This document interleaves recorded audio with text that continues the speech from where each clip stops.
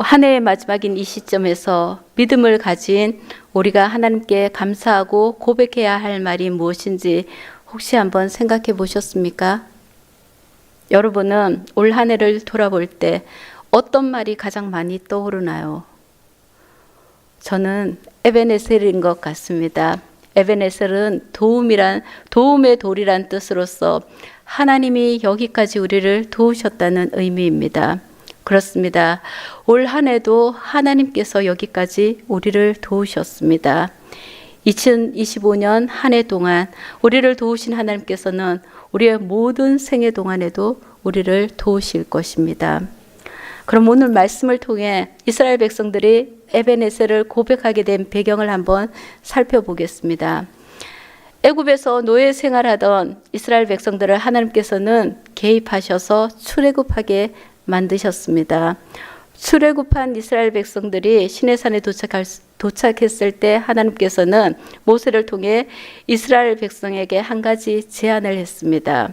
그것은 내가 너희 하나님이 되고 너희가 내 백성이 될래 하고 물은 것입니다.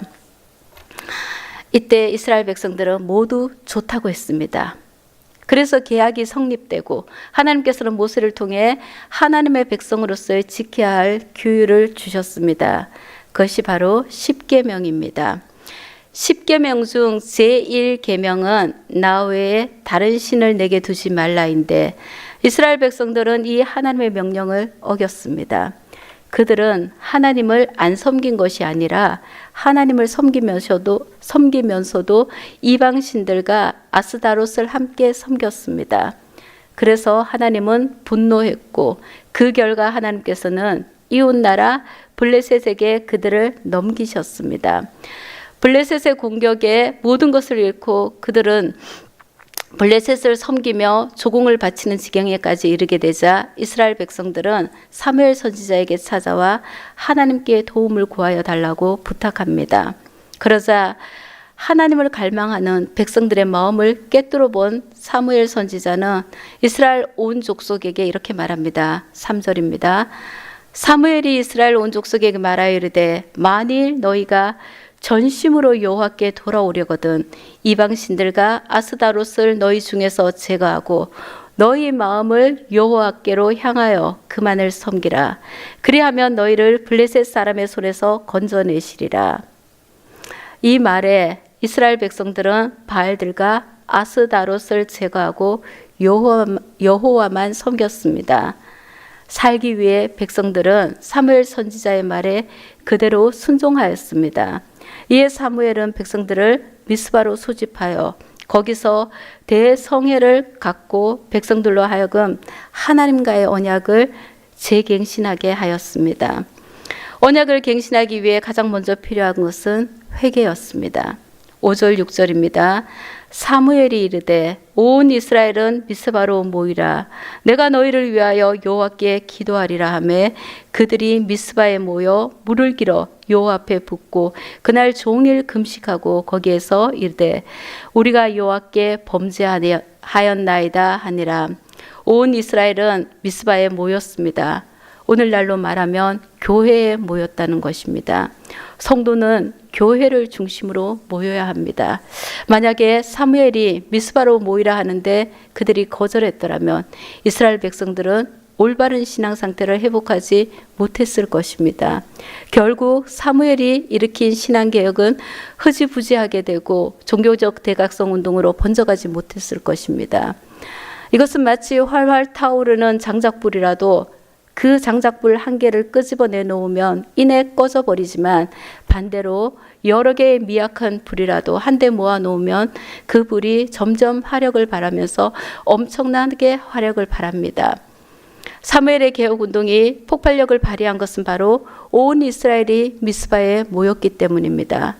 사무엘은 이와 같이 함께 모이는 힘을 알았던 지도자였습니다. 그리고 비단 사무엘만이 아니라 이스라엘이라고 하는 민족 자체가 이런 모임의 힘을 알았던 민족이었습니다. 그들은 총회의 민족입니다. 그들은 국가적 대사가 있을 때마다 모이기를 힘썼습니다. 그런데 언제부턴가 개인주의가 극대화되면서 총회의 소집을 소홀히 하고 각자 소견에 오른 대로 살았던 그들에게 사무엘은 오늘 총회를 소집하여 거룩한 모임을 기억나게 했습니다.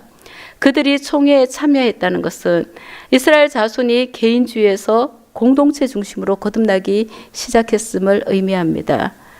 자기 소견에 옳은 대로 행하던 그들이 이제 신앙을 공유하고 함께하기 시작했습니다. 실상 하나님의 백성의 모임에는 신앙을 조율하고 바로잡고 새롭게 하고 통일하는 면이 있습니다. 이것을 위해 하나님께서는 이스라엘 역사 초기에 1년에 3차례씩 꼭 성전을 중심으로 하나님 앞에 모이도록 했습니다. 하나님께서는 산당을 허락하지 않으시고 중앙 성소를 중심으로 단일화하셨습니다. 그리고 일이 있을 때마다 총회를 소집하게 하셨습니다.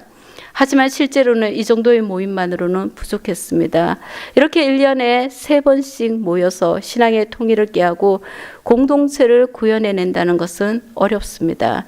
그래서 신약시대에는 일주일에 한 번 모이게 하셨습니다. 이것이 바로 주일입니다. 물론 구약시대에도 안식일은 있었습니다. 하지만 구약의 안식일은 노동을 쉬는 날이었습니다. 반면 신약의 주일은 모임의 날입니다. 물론 주일은 하나님께 예배하는 날입니다. 하지만 함께 모여 신앙의 공동성을 찾고 개인주의에서 벗어나 공동체화하는 날이기도 합니다. 주일에 모여 예배하고 봉사하고 교제를 나누고 식탁 공동체를 이루는 모든 것이 바로 이러한 이유 때문입니다. 그러므로 성도는 교회의 모임을 싫어해서는 안 됩니다. 개인적인 일을 핑계로 거부해서도 안 됩니다. 할 수만 있다면 모든 일을 중단하고 모여야 합니다. 이렇게 모이는 자만이 진정한 성도요, 즉 거룩한 무리가 되는 것입니다. 예수님은 이렇게 말씀하셨습니다. 2-3 사람이 내 이름으로 모인 곳에는 나도 그들 중에 있느니라고. 히브리서 기자도 모이기를 피하는 어떤 사람들의 습관과 같이 하지 말고 오직 권하여 그날이 가까이 오물 볼수록 더욱 모이기에 힘쓰자고 했습니다. 또한 성도는 모든 것을 하나님 앞에 쏟아놓고 그분만을 의지해야 합니다. 6절을 보면 물을 기른 이스라엘 백성들은 그 물을 여호와 앞에 부었다고 했습니다. 여기에는 2가지 상징적 의미가 있습니다. 우리는 2가지 상징적 의미를 통해서 중요한 교훈을 얻을 수 있습니다. 먼저 물을 붓는 행위는 이스라엘 백성들의 마음을 하나님 앞에 쏟아냄을 상징합니다. 이스라엘 백성들은 자신들의 죄와 슬픔, 외세의 침입으로부터 당하는 자신의 문제를 남김없이 하나님 앞에 쏟아내었습니다. 이스라엘 백성들은 낮아진 마음 자세로 하나님께 나와 모든 것을 하나님 앞에 낱낱이 고백하며 쏟아놓았기에 하나님께서도 그들의 해결을 받으시고 그들의 국가적 문제를 해결해 주셨습니다. 회개는 실패를 성공으로 바꾸는 유일한 방법입니다. 회개하기 이전에 이스라엘은 번번이 외세의 침입을 받으면 비참하게 패배하여 조공을 바치며 살다가 본문의 회개 사건을 기점으로 하여 이스라엘은 외세의 침입을 받아도 그들에게 침몰당하지 않고 거뜬히 그들을 이기고 승리하였습니다. 지난날의 잘못을 뉘우치며 하나님께 금식하고 우리가 범죄하였나이다 하고 고백하니 그들의 상황이 180도로 반전된 것입니다. 앞서 1장에서 6장까지의 기사를 보면 이스라엘은 철저히 블레셋에게 패배하고 예속당하였습니다. 전체적으로 어둡고 슬프고 괴로웠으며 희망이라고는 찾아볼 수 없었습니다. 그러나 하나님의 종 사무엘을 통하여 회개를 촉구받은 이스라엘은 시키는 대로 순종했고 그 이후에는 상황이 완전히 달라졌습니다. 전반적으로 안정과 평화를 되찾았습니다. 하나님께서는 이스라엘 백성들의 부르짖음에 응답하시고 블레셋은 이스라엘에 패배하였습니다. 이스라엘은 블레셋의 예속에서 완전히 벗어나고 자유하였습니다. 결국 이와 같은 사실은 회개만이 실패를 성공으로 바꿀 수 있음을 보여준 것이라고 할 수 있겠습니다. 그렇습니다. 회개는 우리가 잘못된 길로 가던 것을 다시 터나여 바른 길로 가게 하는 원동력이 됩니다. 따라서 우리는 회개를 가소평가해서는 안 됩니다. 가볍게 생각하고 귀찮아해서도 안 됩니다. 성도가 하나님 앞에 설 때 가장 먼저 해야 할 것은 바로 회개이기 때문입니다. 우리는 모두 완전할 수 없습니다. 연약한 육체를 입었기에 실수하고 실패하고 때론 믿음을 잃어버릴 때도 있습니다. 그러면 그 넘어진 자리에서 회개하고 돌이키면 됩니다. 하나님께서는 아모스 선지자를 통해서 이렇게 말씀하셨습니다. 두 사람이 뜻이 같지 않은데 어찌 동행하겠느냐고. 하나님은 죄인을 사랑하지만 죄를 싫어하십니다. 그렇기에 죄를 가지고는 하나님과 동행할 수 없습니다. 따라서 회개하지 않고서는 우리에게 희망이란 없습니다. 생애의 반전을 기대할 수도 없습니다. 요한은 마음이 상한 자에게 가까이 하시고 중심에 통회하는 자를 구원하시는 분이십니다. 또한 자기 죄를 숨기는 자는 형통하지 못하나 자기 죄를 자복하고 버리는 자는 여호와께 불쌍히 여김을 받습니다. 그러므로 우리도 회개하는 삶으로서 하나님과 동행해야겠습니다. 온 이스라엘의 민족적 회개 운동은 인근의 이방 민족들에게 알려질 정도로 거대한 운동이었습니다. 미스바 금식 회개 운동은 며칠로 끝난 단기간의 사건이 아니라 오랫동안 지속된 장기간의 사건이었습니다. 왜냐하면 죄의 근원부터 잘라내야 했기에 단기간에 끝낼 수는 없었습니다. 이스라엘 자손이 미스바에 모였다 하는 소식을 들은 블레셋 사람들은 이스라엘이 전쟁을 준비하기 위해 모인 줄 알고 그들의 방백들을 모아 먼저 이스라엘을 치러 옵니다. 블레셋이 쳐들어온다는 소식에 이스라엘 자손들은 두려움에 휩싸여 사무엘 선지자에게 당신은 우리를 위하여 우리 하나님께 쉬지 말고 부르짖어 우리를 블레셋 사람의 손에서 구원하소서라고 요청합니다. 이전에 블레셋과의 아벡 전투에서 이스라엘 백성들은 하나님을 신뢰하기보다는 하나님의 언약궤를 통하여 하나님을 이용하려고 했었습니다. 그런데 오늘 본문의 이스라엘 백성들은 완전히 다른 모습을 보이고 있습니다. 미스바 대성회를 통해 하나님을 신뢰하는 법을 배우게 된 이스라엘 백성들은 회개를 촉구하기 위해 백성들을 소집한 사무엘을 원망하지 않았습니다. 오히려 하나님을 신뢰하며 전쟁은 하나님께 속하였다는 이 믿음으로 사무엘 선지자에게 중보 기도를 요청하였습니다. 중보 기도를 요청한 것은 하나님의 능력이 블레셋의 손에서 이스라엘을 구원하실 수 있다는 믿음이 있었기 때문입니다. 이스라엘 백성이 금식 기도를 통해 얻은 것은 바로 죽음의 위협 속에서도 하나님을 신뢰하는 믿음이었습니다. 이스라엘이 대대적인 회개 운동을 할 때 블레셋이 쳐들어온 것처럼 하나님을 대적하는 자들은 하나님의 자녀들이 여호와 신앙으로 새롭게 무장하는 행보를 가만히 두지 않습니다. 그들은 성도들을 공격하고 위협함으로써 성도들로 하여금 신앙에 관해 회의에 들게 하고 돌아서게 만들고자 합니다. 하지만 이러한 때 성도는 조금도 두려워할 이유가 없습니다. 왜냐하면 그들이 공격하고 위협한다는 사실은 실상 성도의 신앙 재무장이 오히려 그들에게 위협과 두려움이 되고 있음을 반증하는 것이기 때문입니다. 사단은 우리가 돈이 많다고 두려워하지 않습니다. 우리가 세상 권력을 손에 쥐었다고 두려워하지 않습니다. 많은 지식을 얻고 학위가 많다고 해도 사단은 눈 하나 깜짝하지 않습니다. 그러나 우리가 지은 죄를 회개하고 신앙을 새롭게 할 때 그들은 위협과 두려움을 느낍니다. 죄를 회개하면 죄가 떠난 자리에 성령님이 임하여 우리와 함께 동행하기 때문입니다. 기도 요청을 받은 사무엘 선지자는 블레셋이 쳐들어온다는 다급한 상황에서도 흔들리지 않고 가장 먼저 온전한 제사를 하나님께 드립니다. 9절입니다. 사무엘이 젖먹는 어린 양 한 마리를 가져다가 온전한 제사를 여호와께 드리고 이스라엘을 위하여 여호와께 부르짖음에 여호와께서 응답하셨더라. 정황을 볼 때 당시는 매우 다급한 상황이었습니다. 블레셋이 습격을 해와 당장 모든 것을 중단하고 기도부터 해야 할 것만 같았습니다.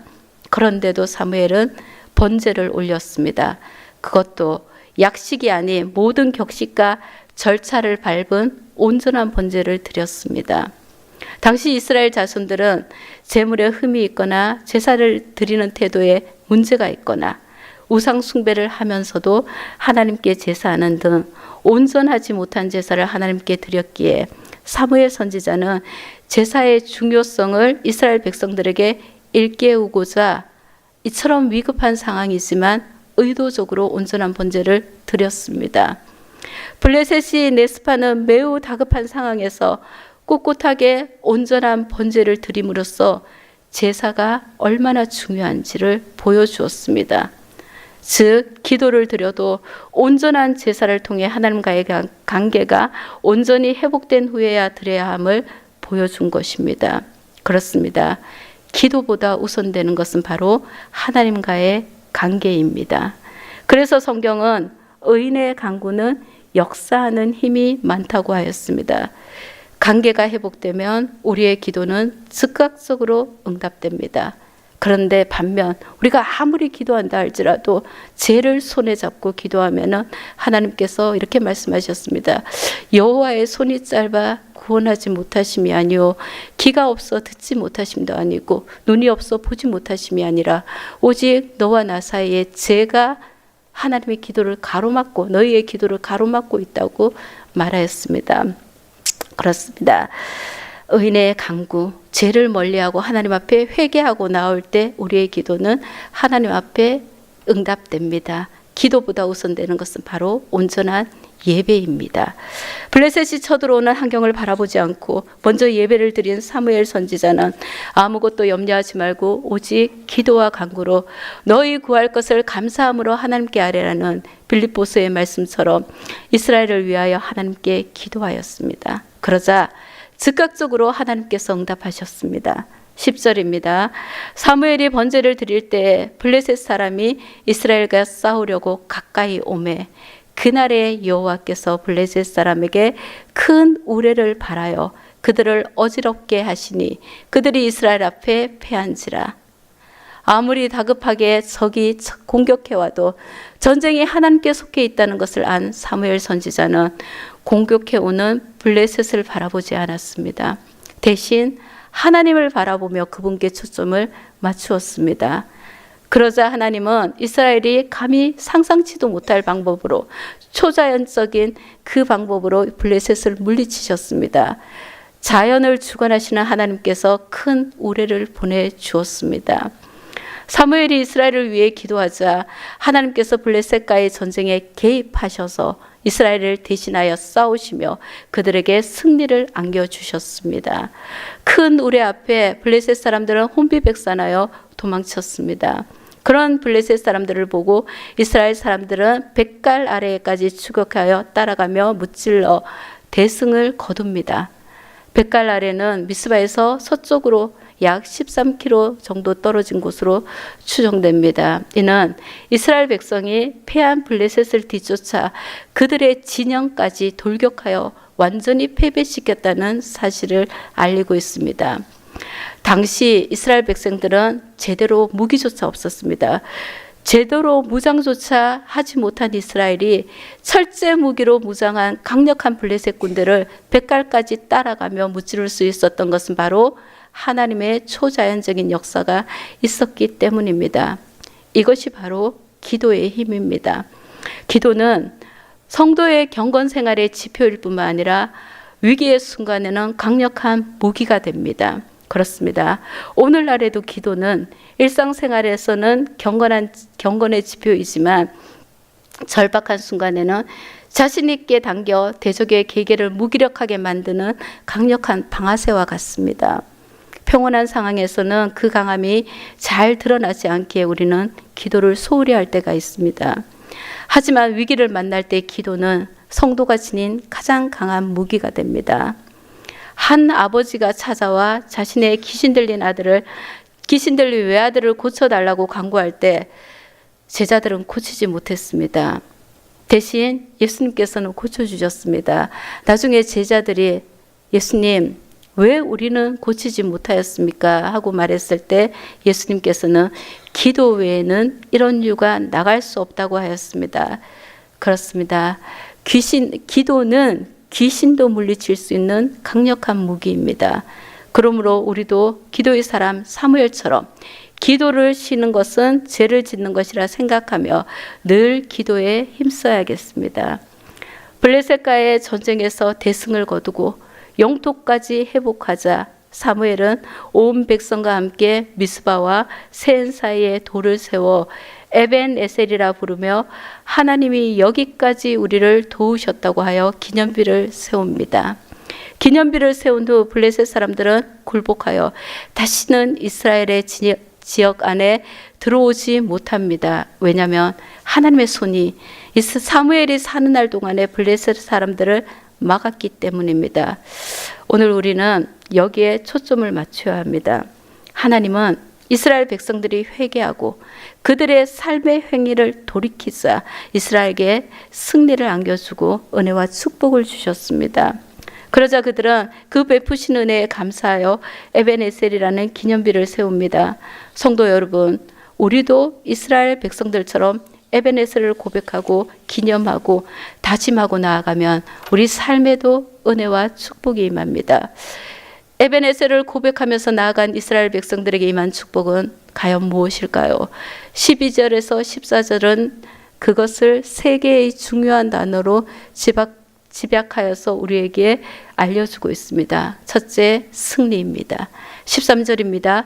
이에 블레셋 사람들이 굴복하여 다시는 이스라엘 경내에 들어오지 못하였으며 여호와의 손이 사무엘의 사는 날 동안에 블레셋 사람을 막으심에 에벤에셀의 고백과 신앙으로 나아간 그들에게 가장 먼저 임한 축복은 승리였습니다. 전쟁에서 늘 패배하던 이스라엘에게 이보다 더 만족스러운 축복은 없었습니다. 왜냐하면 블레셋은 늘 집요하게 이스라엘을 공격하고 이스라엘을 다스렸기 때문입니다. 그렇습니다. 하나님은 우리에게 승리를 주시는 분이십니다. 하나님은 우리가 패배자가 되기를 원하지 않습니다. 아무리 넘어지고 쓰러진다 해도, 아무리 약하고 힘이 없다 해도 승리를 주시는 분이 하나님이시고 우리를 승리로 이끄시는 분이 바로 하나님이십니다.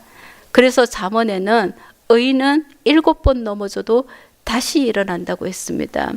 하나님은 우리를 실패와 낙심과 좌절의 자리에서 다시 일으켜 세우시는 분이십니다. 우리의 인생과 신앙을 역전시키는 분이십니다. 아무리 폐색이 짙더라도, 아무리 가망이 없더라도, 아무리 실패를 반복하여 더 이상 역전할 가능성이 없어 보일지라도 하나님께서는 하나님께 나아오기만 하면 하나님은 능치 못하시는 엘샤다이 전능의 하나님이십니다. 그 하나님은 역전의 명수이십니다. 우리가 이런 하나님을 믿고 있습니다. 새해에는 이런 하나님과 함께 다시 일어나야겠습니다. 다시 용기를 갖고 절망의 자리를 박차고 새롭게 출발해야겠습니다. 에벤에셀은 미스바를 통과한 후에 임한 결과입니다. 궁극적인 승리를 위해서는 바로 회개가 반드시 필요합니다. 눈물과 통곡으로 간절히 기도해야 합니다. 자신을 돌아보며 마음을 찢어야 합니다. 바로 거기에 궁극적인 굴복과 승리가 임하는 것입니다. 하나님은 승리를 주시는 분이십니다. 우리 앞에 굴복과 승리가 보장되어 있습니다. 회개와 참회의 결단으로 미스바를 경험하고 통과하여 새해에는 반드시 날마다 승리하며 사는 저와 여러분들이 되길 소망합니다. 에벤에셀을 고백하면서 나아간 이스라엘 백성에게 임한 두 번째 축복은 회복입니다. 14절입니다.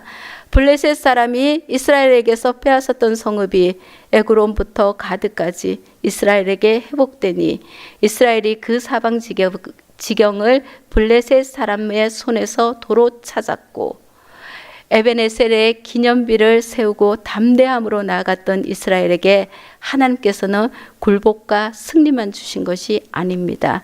블레셋 사람에게서 빼앗았던 이스라엘의 모든 성읍을 다시 회복시켜 주셨습니다.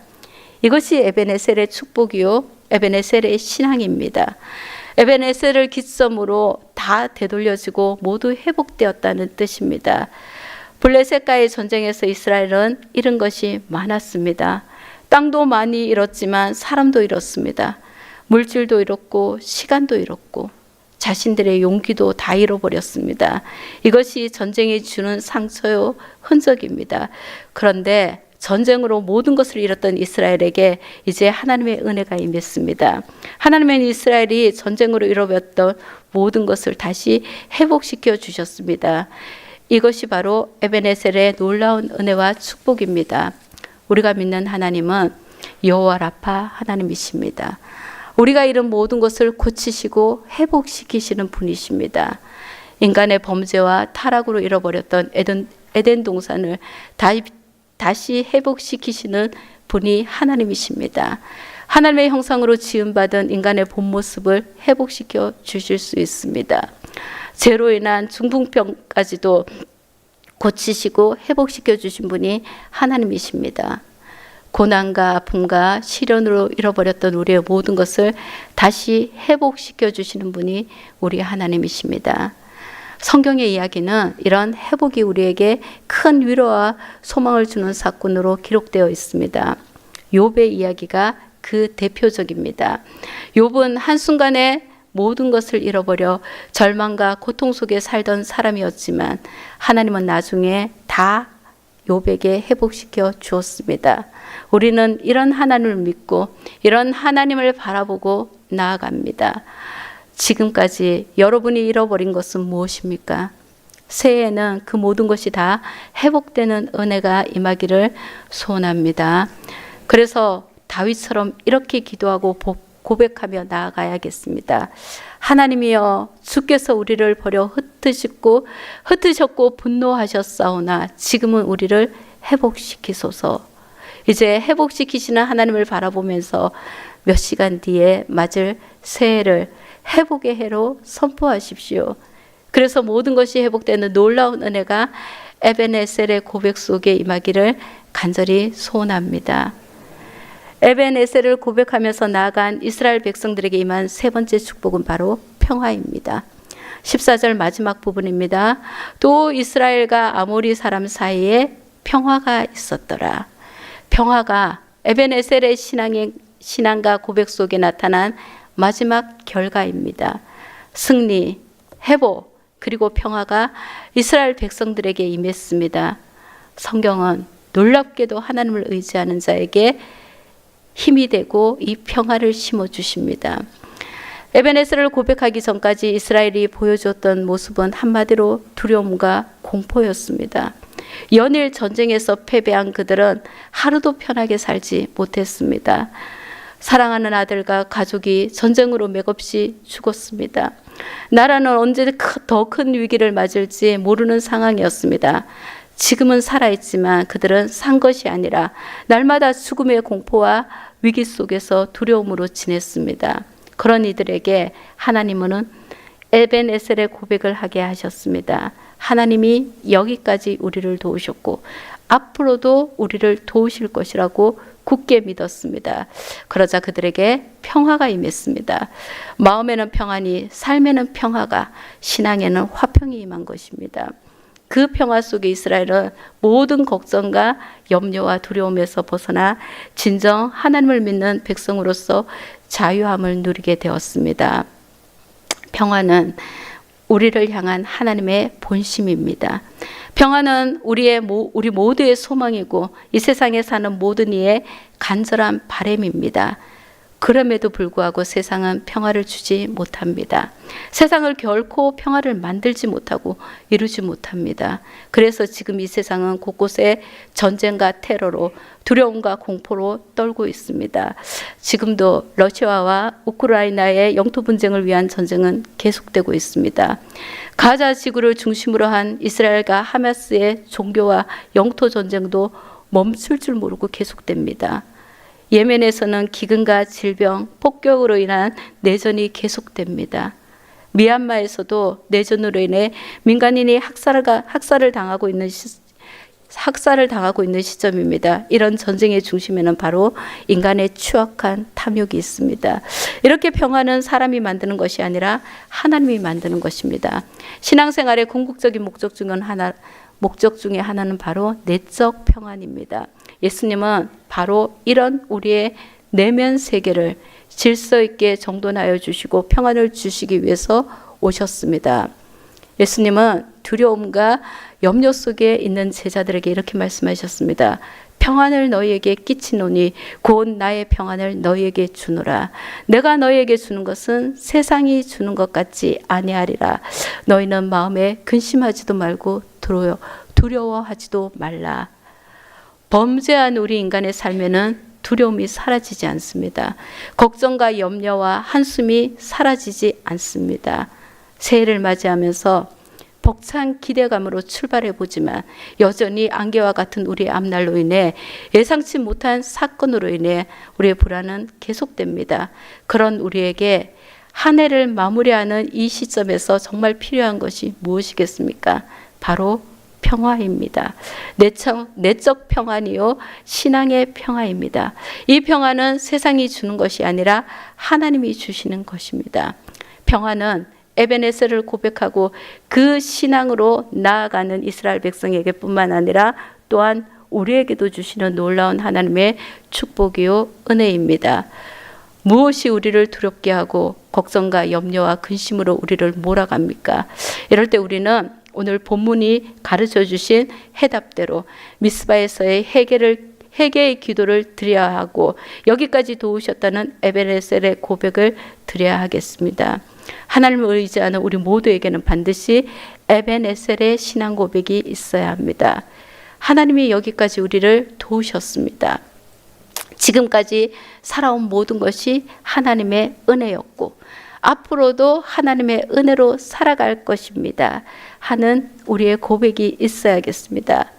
성도 여러분, 지금까지 도우신 하나님께서 앞으로도 우리의 모든 걸음을 책임지실 것을 믿어야 합니다.